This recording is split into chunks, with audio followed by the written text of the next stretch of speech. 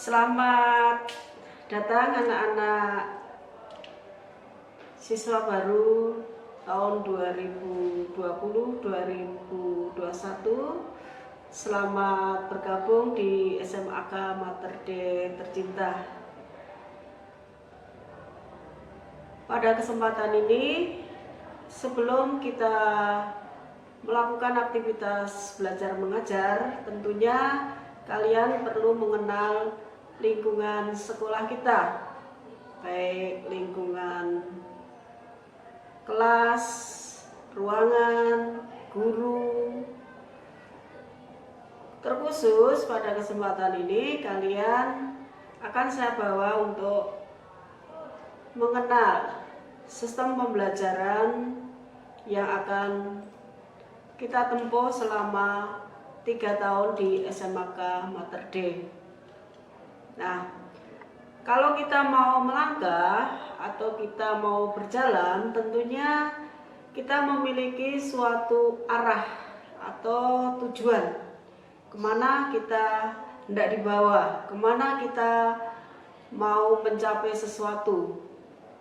Nah, apa yang menjadi arah dan tujuan, itulah yang kita sebut visi misi sekolah. Kemudian jalan yang kita tempuh dari tahun ke tahun, itu yang kita sebut serangkaian kegiatan yang sudah terprogram dalam kurikulum. Ya, yang pertama kita mengenal, ini adalah wajah-wajah dari Bapak Ibu Guru yang segar bugar, yang dengan semangat untuk mendampingi dan membawa kalian menuju apa yang kalian harapkan. Mereka ini adalah pribadi-pribadi yang care, yang siap melayani kalian. Pada kesempatan ini, mari kita bersama untuk mengenal pertama kali, yaitu visi dan misi sekolah. Bahwa SMAK Mater Dei yang menjadi pilihan kalian, SMAK Mater Dei yang kita cintai, ini ingin mewujudkan sebuah komunitas yang unggul, kasih, dan visioner. Nah, visi ini dijabarkan menjadi 3 misi. Yang pertama, yaitu mewujudkan komunitas pendidikan yang inovatif, kompetitif, dan transformatif. Ya, jadi nanti kita lulus itu menjadi seorang yang selalu tanggap terhadap pembaruan, mampu bersaing dan mentransfer penemuan atau hal-hal baru yang mudah kita serap. Kemudian yang kedua, mewujudkan komunitas pendidikan yang adil, tanggung jawab, dan berintegritas. Jadi selama 3 tahun kalian dididik untuk bersikap adil terhadap sesama, teman, guru, memiliki tanggung jawab yang baik sebagai seorang siswa, dan memiliki integritas tinggi. Kemudian yang ketiga, menumbuh kembangkan komunitas pendidikan yang optimis, peduli, dan kritis. Jadi kita hidup tidak sendiri, kita hidup bersama orang lain. Maka kita harus peduli terhadap lingkungan di sekitar kita, baik yang ekonomi lemah, baik yang akademisnya kurang mampu. Selain itu kita harus optimis. Di mana kita berusaha, maka disitulah kita bisa. Nah, itulah 3 misi yang akan dilakukan untuk menuju visi sekolah, sehingga kamu atau kalian lulusan SMAK menjadi pribadi yang unggul, kasih, dan visioner. Nah, itu garis besar yang saya sampaikan sehubungan dengan visi misi sekolah, di mana nanti kalau kita sudah dalam zona aman, zona hijau, akan kita berdalam dalam materi pembelajaran entah budi pekerti atau agama dan pelajaran yang lain. Dalam hal ini, mari kita fokus kepada kurikulum SMAK Mater Dei. Jadi seperangkat atau paket kegiatan apa yang kita lakukan selama kita belajar. Yang pertama, ketika kalian sudah diterima sebagai siswa, maka langkah yang dilakukan adalah untuk memilih program penjurusan atau program peminatan. Di sekolah kita ada dua, yaitu program IPA dan program IPS. Nah, untuk menentukan dasar IPA atau IPS itu apa? Yang pertama yaitu minat. Nah, ketika kalian mengikuti tes penempatan, itu kalian disuruh milih IPA, IPS. Kemudian yang kedua, kemampuan.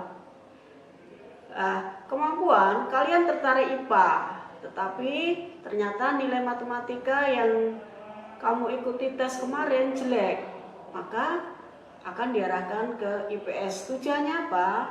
Kalian tidak terlalu berat untuk mengikuti program IPA, dan mungkin IPS adalah tempat yang cocok bagi kalian. Demikian juga ada anak yang akademisnya bagus, nilai matematikanya 9, tapi milih IPS. Ya, itu memang dia sudah menentukan dirinya, walaupun saya IPA matematikanya bagus, saya tidak ingin IPA, memang saya IPS, saya besok masuk ekonomi dan sebagainya. Jadi dia sudah punya planning yang jelas. Yang ketiga yaitu daya dukung. Daya dukung itu gurunya. Nah, jadi ada IPA, tentunya ada guru matematika, fisika, biologi, punya laboratorium, lah itu namanya daya dukung. Contohnya, kemudian apa toh yang membedakan IPA dan IPS? Nah, sekarang pertama kita melihat mata pelajaran yang kita tempuh dulu. Di situ ada 9 pelajaran wajib, dari agama, PKN, bahasa Indonesia, penjas, bahasa Inggris, matematika, PKWU, pendidikan seni. Itu ada 9 yang dibedakan, mapel umum A dan B. Kemudian yang kedua yaitu program peminatan. Nah, untuk program peminatan, anak IPA pelajaran yang memiliki ciri khusus yang harus ditempuh yaitu matematika, biologi, fisika, dan kimia. Sedangkan anak IPS, geografi, sejarah, sosiologi, ekonomi. Itu 4 pilihan, 4 mata pelajaran ciri khas jurusan. Kemudian kalau kita lihat secara detail, mata pelajaran secara keseluruhan. Nah, ini kita lihat di tayangan. Jadi kalian nanti anak IPA maupun IPS pelajaran umum itu ada 9. Kemudian anak IPA kelompok peminatan itu ada 4. Sedangkan anak IPS kelompok peminatannya ada 3. Kemudian lintas minat. Nah, ini untuk lintas minat. Anak IPA itu 3, anak IPS 4. Nah, jadi kalau IPA peminatannya 4 mapel, maka lintas minatnya 3 mapel. Kalau anak IPS peminatannya 3 mapel, lintas minatnya ada 4. Kemudian untuk membantu kalian mengatasi masalah pribadi atau memberi pencerahan tentang masa depan atau konseling masalah sosial, maka di sini disisipkan 1 mata pelajaran yang disebut bimbingan konseling yang siap mendampingi kalian sewaktu-waktu.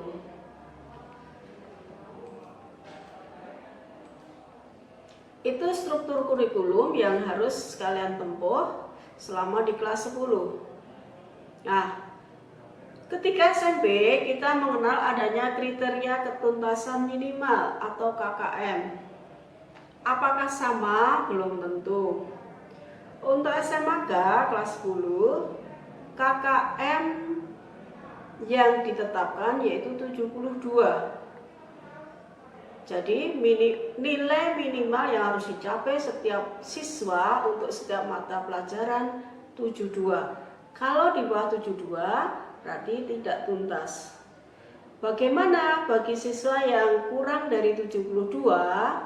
Maka siswa diberi kesempatan mengikuti perbaikan atau yang disebut remedial sampai mencapai ketuntasan.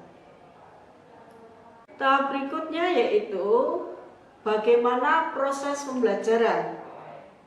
Ya, untuk struktur nanti bisa kami kirim lewat PowerPoint atau PTT. Kemudian kita masuk ke proses pembelajaran. Berbeda pada tatap muka. Nah, tatap muka di kelas atau kegiatan intrakurikuler, maka di dalam masa pandemi ini kita menerapkan pembelajaran di rumah atau BDR. Bervariasi teknik yang digunakan oleh guru-guru. Ada yang menggunakan Google Meet, ada Zoom dan Google Classroom. Nah, untuk Google Meet dan Zoom adalah kesempatan Bapak Ibu dan kalian untuk bertemu secara daring atau dalam jaringan. Sedangkan untuk tugas ulangan harian, PTS atau penilaian tengah semester itu menggunakan aplikasi Google Classroom. Nah, kemudian kamu berpikir, apakah jam 7 kurang seperempat sampai 1/4 saya harus di depan layar laptop terus? Tidak penuh, dalam arti begini, pagi 7 kurang seperempat kalian sudah di depan layar laptop dengan menggunakan seragam. Kemudian Bapak Ibu setelah mengabsen mulai mengajar, katakanlah mengajar 20 menit atau 30 menit. Nah, setelah itu kalian diberi kesempatan untuk off atau luring di luar jaringan untuk bekerja. Nah, setelah bekerja kira-kira mungkin 15 atau 20 menit sebelum jam berakhir kalian on lagi, jadi daring lagi. Nah, dari situ nanti Bapak Ibu guru membuka percakapan atau tanya jawab, atau mana yang susah, mana yang sulit. Kemudian mungkin juga Bapak Ibu memberi tugas. Lah tugas-tugas itu dikumpulkan di Google Classroom. Nah, ini saya memberi gambaran secara umum saja. Anak-anak nanti kalau kurang jelas bagaimana Google Classroom, Zoom, Google Class, kemudian Google Meet, nanti Bapak Ibu wali kelas siap mendampingi kalian. Cuma pesan dari awal, untuk aplikasi-aplikasi ini kalian sudah mendownload terlebih dahulu untuk Google Meet, untuk Google Zoom. Kemudian untuk ID atau passwordnya Google Classroom, nanti Bapak Ibu wali kelas akan men-share kodenya apa. Begitu anak-anak yang bisa saya sampaikan untuk proses pembelajaran.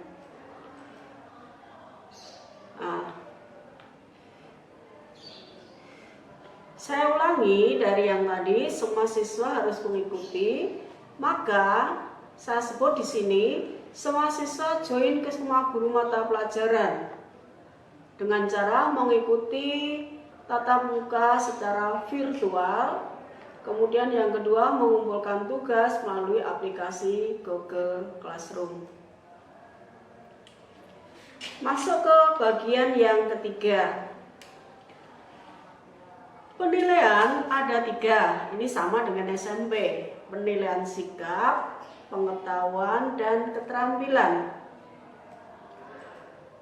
Penilaian sikap untuk KI1 atau sikap spiritual adalah tanggung jawab pelajaran agama Bapak Ibu Bapak yang mengapu mata pelajaran agama. Sikap sosial tanggung jawab guru PPKN. Tetapi dalam menilai tentunya anak-anak memperhatikan atau menerima masukan guru-guru mata pelajaran yang lain. Misalnya Bapak Ibu guru menilai disiplin.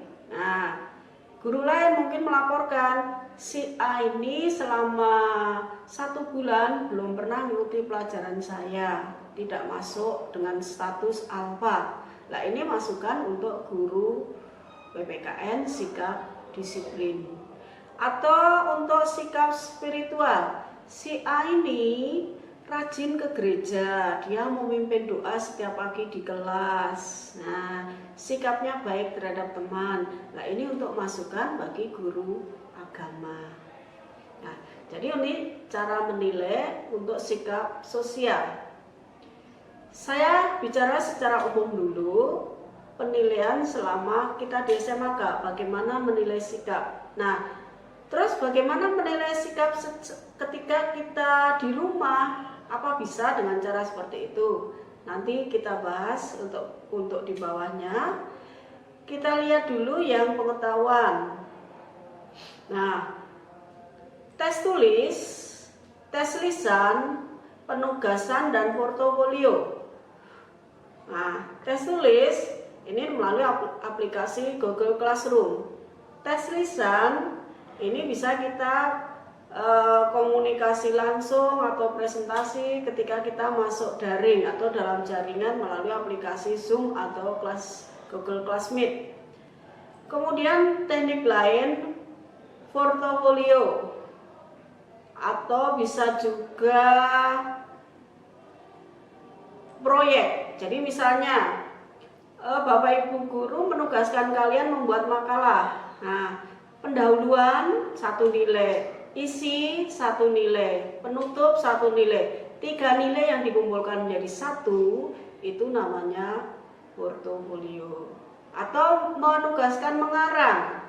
Pertama kamu menentukan topik, kemudian yang kedua menentukan kerangka karangan, kemudian membuat karangan utuh. Nah, itu namanya portofolio.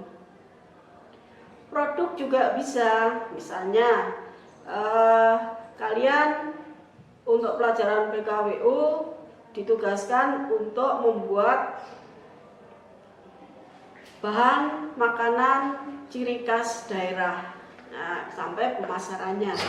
Nah, bahan makanan ciri khas daerah yang kamu buat itu namanya produk. Itu untuk pengetahuan anak-anak. Kemudian untuk keterampilan. Nah, keterampilan sama, 1 unjuk kerja. Unjuk kerja, kamu berpuisi, itu unjuk kerja. Kamu debat pelajaran bahasa Inggris, itu unjuk kerja. Kamu melakukan dialog atau percakapan, itu unjuk kerja. Proyek sama, misalnya kamu diberi tugas untuk melaporkan tentang pelanggaran HAM yang pernah terjadi di sekitarmu. Kemudian kamu menuliskan bagaimana solusinya atas pelanggaran itu. Kemudian bagaimana untuk mencegah tidak terjadi. Nah, ini proyek yang ada di lapangan kemudian dilaporkan dalam sebuah produk. Jadi proyeknya kamu melakukan penelitian, produknya yaitu hasilnya. Jadi saya ulangi, penilaian itu ada 3: sikap, pengetahuan, dan keterampilan. Saya ulangi, untuk penilaian di masa pandemi dahulu. Nah, di masa pandemi yang bisa kita lakukan, nilai pengetahuan diambil dari tugas UH, PTS, PAS, PAT. PAS itu penilaian akhir semester, PAT itu penilaian akhir tahun. Kemudian portofolio. Keterampilan, unjuk kerja, produk, dan proyek sama. Nah, bagaimana kita menampilkan pidato? Bagaimana kita menampilkan puisi? Apakah bisa? Bisa. Mungkin nanti Bapak Ibu guru menuntut kalian membuat rekaman video atau langsung dinilai ketika kita masuk pembelajaran daring. Jadi kalian menampilkan kemudian disimak, dilihat oleh teman-temanmu yang lain. Yang agak beda yaitu pengamatan. Bagaimana sikap, penilaian sikap, kita tidak pernah ketemu kok mau dinilai sikapnya bagaimana. Kalau tadi saya sebut rajin gereja misalnya. Nah, kalau penilaian sikap selama masa daring bisa diamati yang pertama yaitu keaktifan kalian ketika mengikuti daring. Misalnya, ketika diajar, begitu terlihat kok sering tidak muncul, begitu diajar tidur. Nah, kemudian kedisiplinan untuk masuk tepat waktu. Nah, sudah 30 menit baru masuk di aplikasi. Nah, itu namanya tidak disiplin. Kedisiplinan mengumpulkan tugas. Tanggung jawab.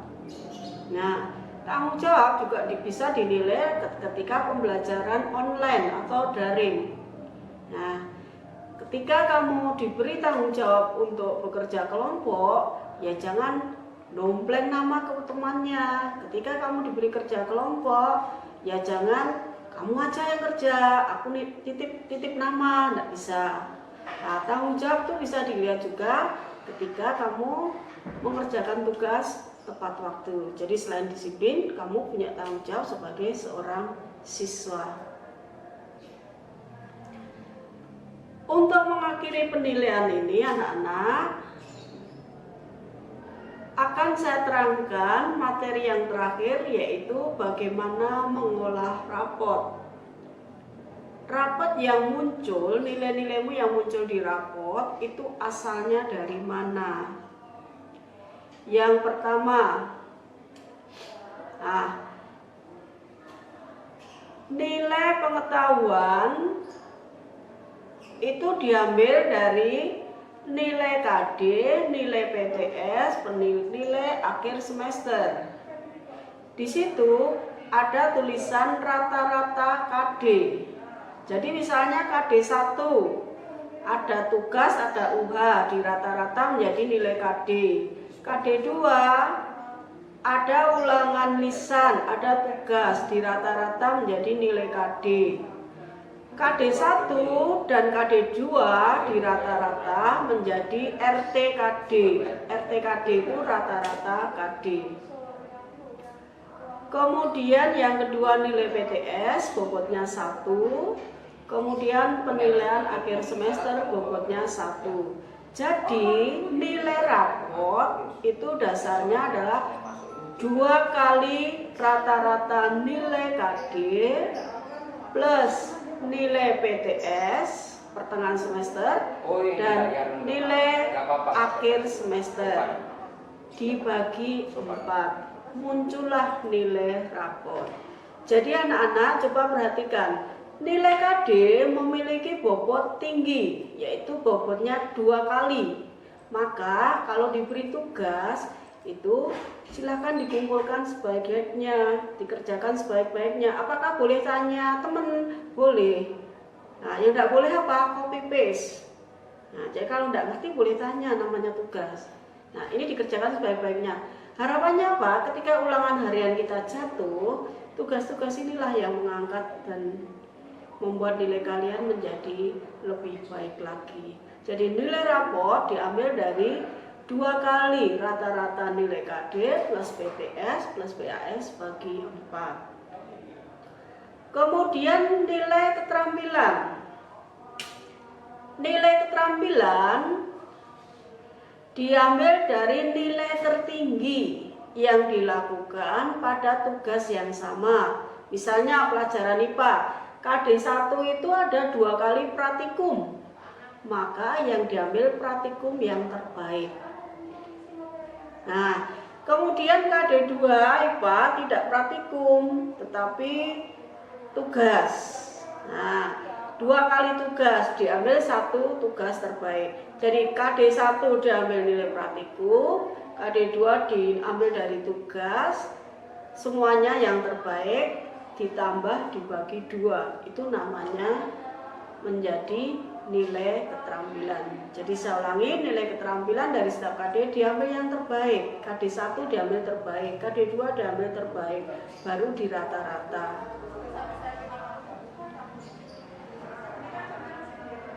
Berikutnya yaitu bagaimana syarat kelulusan. Nah, seorang siswa dinyatakan naik atau tidak dengan syarat sebagai berikut. Kalian pada posisi kelas 10, maka disebut naik kelas 11 bila 1. Menyelesaikan seluruh program pembelajaran dalam 2 semester. Jadi kamu harus mengikuti semua mata pelajaran yang diberikan oleh Bapak Ibu guru, termasuk harus lengkap dengan semua nilai yang ada. Jadi kalau temennya punya nilai 3 KD, kamu juga harus punya nilai 3 KD, begitu. Yang kedua, deskripsi sikap sosial maupun spiritual baik. Jadi kalau guru PKN memberi kamu nilai C, otomatis kamu tidak naik.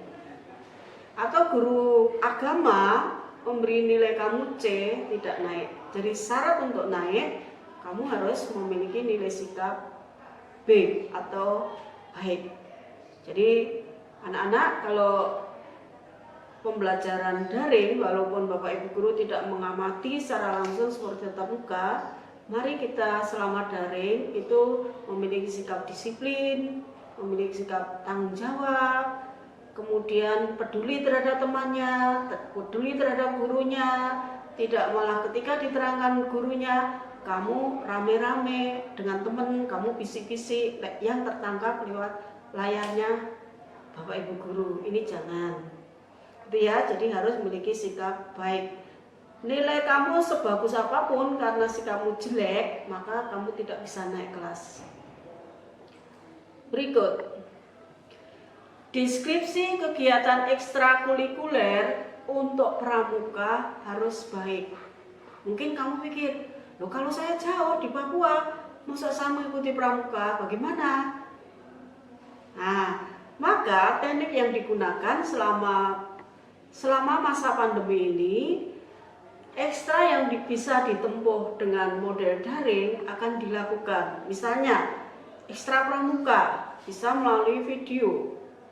Nah, kemudian yang kedua, misalnya karya ilmiah atau majalah dinding. Nah, ini juga bisa melalui daring atau pertemuan virtual. Tetapi misalnya bola voli, kan ya tidak bisa ya, daring bola voli. Namanya bola voli kan harus praktek, main basket harus praktek. Nah, ini ditiadakan. Jadi selama masa pandemi, ekstra yang jalan yaitu ekstra yang bisa diaplikasikan atau bisa dilakukan dengan model pertemuan virtual. Berikut, mata pelajaran peminatan, baik pengetahuan dan keterampilan harus tuntas semua. Jadi kalau tadi KKM-nya 7, kalau IPA, matematika, saya ulangi ya. Kalau tadi KKM-nya 72, maka mata pelajaran matematika, fisika, kimia, biologi harus 72. Satu tidak tuntas, misalnya fisika, yang lainnya bagus-bagus, fisika tidak tuntas, ya sudah kamu tinggal kelas, gitu ya. Terus dalam hal ini pengetahuan dan keterampilan itu dihitung 2. Misalnya matematika pengetahuannya 60, keterampilannya 65, maka disebut ini tidak tuntas 2. Kemudian untuk pelajaran IPS sama, yang harus tuntas geografi, sosiologi, ekonomi. Geografi nilainya 70, tidak tuntas, otomatis kamu tidak naik. Sedangkan untuk mata pelajaran non peminatan atau untuk materi yang terakhir yaitu bagaimana kalian bisa naik kelas. Kalian kelas 10 untuk bisa naik kelas 11, maka syarat pertama adalah kalian harus menyelesaikan seluruh mata pelajaran. Jadi harus ikut dan punya nilai. Yang kedua, deskripsi sikap sosial dan spiritual. Sikap spiritual itu Tadi yang menilai guru agama dengan masukan guru lain, dan sikap sosial guru PPKN dengan masukan guru lain harus baik. Nah, jadi dari disiplin, tanggung jawab, kemudian peduli terhadap teman, ini selama pembelajaran daring bisa dinilai oleh Bapak Ibu guru. Jadi selama mengikuti daring, kami harapkan kalian tepat waktu. Jadi jam 7 kelas merapat sudah siap di depan komputer atau laptopmu sendiri-sendiri. Kemudian juga tepat mengumpulkan tugas-tugas yang diberikan Bapak Ibu guru. Yang ketiga, syaratnya yaitu kamu harus memiliki nilai ekstrakurikuler pramuka minimal baik. Mungkin kamu pikir, lah bagaimana pramuka? Wong saya berada di luar kota. Nah, untuk ekstra selama masa pandemi yang bisa dilakukan selama daring, maka ekstra itu jalan. Tetapi kalau pembelajaran ekstrakurikuler yang memang harus tatap muka, misalnya bola basket, itu tidak dilakukan. Yang bisa dilakukan selama daring apa? Misalnya pramuka, kemudian karya ilmiah remaja, kemudian ekstra olimpiade, itu tetap jalan. Syarat berikut, mata pelajaran peminatan baik pengetahuan dan keterampilan harus tuntas. Jadi kalau jurusan IPA, fisika, kimia, kemudian biologi dan matematika, satu tidak tuntas, misalnya fisikanya 65, maka tidak naik. Demikian juga yang IPS harus tuntas sosiologi, kemudian geografi, kemudian ekonomi, satu tidak tuntas, tidak naik. Berikut, kalian boleh memiliki nilai tidak tuntas maksimal 2 mata pelajaran yang masing-masing nilai pengetahuan dan atau keterampilan di luar peminatan. Maksudnya dan atau itu bagaimana? Misalnya, nilai matematika umum, atau saya tidak ambil matematika aja karena di matematika ada peminatan. Misalnya bahasa Indonesia pengetahuan 65, keterampilannya 60. Ini sudah dihitung 2. Jadi kalau nilai bahasa Inggris tidak tuntas, pengetahuan tidak tuntasmu 3, itu tidak naik. Atau begini, nilai agama pengetahuan tidak tuntas, nilai PKN keterampilan tidak tuntas, berarti tidak tuntasnya 2. Nah, itu bisa naik. Tetapi nilai agama pengetahuan tidak tuntas, keterampilan tidak tuntas, kemudian PKN pengetahuan tidak tuntas, itu dihitung 3, berarti kamu tidak naik. Jadi ya, bisa 2 itu di 2 pelajaran, misalnya tadi agama dengan PKN, pengetahuan semua, itu namanya tidak tuntas 2 di 2 mata pelajaran. Tapi ada tidak tuntas 2 di 1 mata pelajaran. Misalnya pelajaran bahasa Inggris, pengetahuannya tidak tuntas, keterampilannya tidak tuntas, itu dihitung 2. Ini masih selamat. Nah, tetapi jika ketambahan 1 lagi, misalnya ketambahan olahraga pengetahuan tidak tuntas, dihitung 3, berarti tidak naik. Ya, selesai anak-anak. Sekarang apabila mata pelajaran yang tidak tuntas semester ganjil atau semester genap, maka dirata-rata. Misalnya begini, pelajaran agama 75 semester 1, di semester 2 70. Nah, otomatis semester 2 70 kan tidak tuntas anak-anak. Nah, 75 plus 70. Tetapi kalau di rata-rata menjadi 72,5. Lah, anak ini statusnya tuntas. Salangi ya. Untuk menghitung ketidaktuntasan adalah gabungan semester 1 dan semester 2. Misalnya, nilai fisika semester 1 74, semester 2 70. Di rata-rata kan 72 pas. Jadi jangan berpikir, oh gurunya keliru, saya matematika tidak tuntas kok bisa naik. Nah, bisa naiknya itu karena kamu sudah ditolong ketika semester 1. 74 plus 70 dibagi 2 sama dengan 72. Itu namanya dianggap tuntas. Jadi penghitungan ketidaktuntasan untuk syarat naik kelas yaitu rata-rata semester 1 dan semester 2. Jadi pesan saya jangan abaikan, oh masih semester 1 saja, nanti saya akan mengejar di semester 2. Nah, di semester 2 kamu punya beban baru. Nah, sudah ditambahi beban semester 1. Nah, itu kadang kewalahan yang membuat anak tertentu bisa ketinggalan dan tidak naik kelas. Jadi pesan saya sebagai siswa, kita mengikuti arus saja sudah, mengikuti apa yang disampaikan Bapak Ibu Guru. Kalau suruh mengerjakan tugas ya mengerjakan, kalau suruh ulangan ya mempersiapkan diri dengan baik. Percayalah, yang namanya hasil itu melihat proses. Jadi hasil itu tidak mengkhianati proses. Kalau proses kalian jelek, hasilnya jelek. Kalau proses kalian bagus, maka hasilnya bagus. Saya kira itu anak-anak sekedar pengantar untuk materi kurikulum, baik ketika kalian pilih jurusan, kalian mengikuti proses pembelajaran maupun sistem penilaiannya. Sekali lagi, untuk lebih jelas nanti PTT ini kami kirimkan lewat grup kelasmu masing-masing ya.